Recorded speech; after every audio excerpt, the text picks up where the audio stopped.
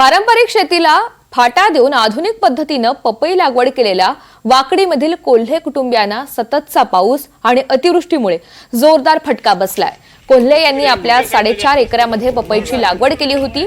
फळही चांगलं आलेलं होतं, पण जिल्ह्यामध्ये सातत्यानं पडत असलेला पाऊस, अतिवृष्टी आणि या दुरुस्तीमुळे शेतात साचलेलं पाणी यामुळे पपईच्या बागेचं मोठ्या प्रमाणात नुकसान होतंय। याचा आढावा घेतलाय आमचे प्रतिनिधी ओंकार कुलकर्णी यांनी।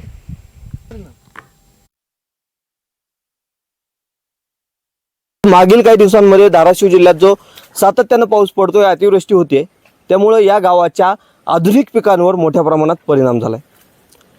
जिल्ह्यात या पावसामुळे सर्वाधिक खरीपातील महत्त्वाचं पीक असलेल्या सोयाबीनचे पुरती आता नुकसान झालेलं आपल्याला पाहायला मिळत असलं तरी देखील जिल्ह्यातील जी फळबागा आहेत अशा प्रकारच्या त्या फळबागांचं देखील मोठं नुकसान झालेलं आहे।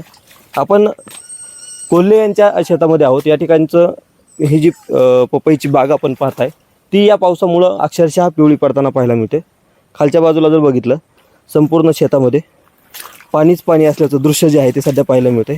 आणि पाणी असल्यामुळं या पपईची जी खोड आहेत ते आता अक्षरशः कुजून चाललीत।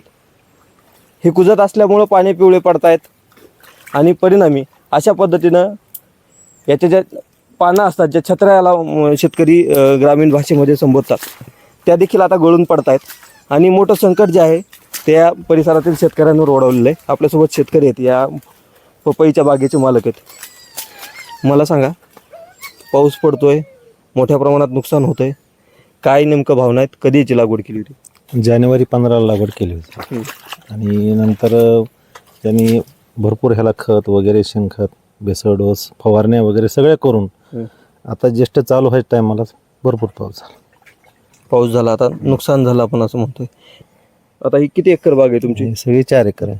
किती खर्च केला म्हणला तुम्ही? 4.5-5 लाखापर्यंत केला। किती उत्पन्न अपेक्षित होतं? 200 टन। 200 टन। साधारणतः एक पैशामध्ये जर आपण त्याचा हिशोब केला तर कितीपर्यंत गेला असतं?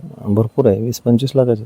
तुम्हाला 20-25 लाखाचं उत्पन्न झालं असतं, 4-5 लाख रुपये खर्च झाला असता, जवळपास 30-35 लाखाचा तुम्हाला जो भविष्यात त्याच्यातून म्हणजे नफा होणार होता, सगळ्यात जो काय होता तो यातून सगळा हिरावला गेलेला आहे असं म्हणता येईल। हो, हिरावला गेला। काय मागणी असणार आहे तुमची सरकारकडे? सरकारने आम्ही येऊन पाहणी करून भरपाई द्यावी, नुकसान भरपाई आता द्यावी। तुम्ही सांगितलं त्यानुसार भुईसपाट होण्याच्या मार्गावर आहे सगळी? असं आता 10 दिवसामध्ये काहीच राहत नाही, काहीच राहत नाही, काहीच राहत नाही, काहीच राहत नाही असं सांगतात। आणखी काही शेतकरी या परिसरातील आहेत? तुम्ही या पुढे